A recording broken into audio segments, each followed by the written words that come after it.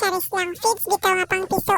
Gipakaan ko sa akong mama ning integra nga pino kaayo, guys. Para man ni sa piso, mura kong nagkaog pulburon.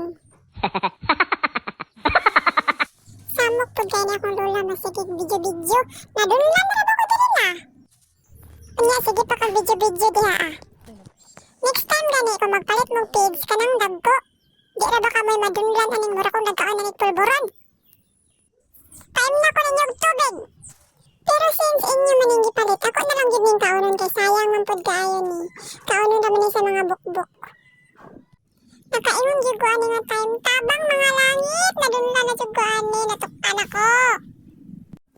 Time na ko ninyo og tubig, now na. Sa mauto gidunuran ko sa akong mama og tubig pero gisud magbagol.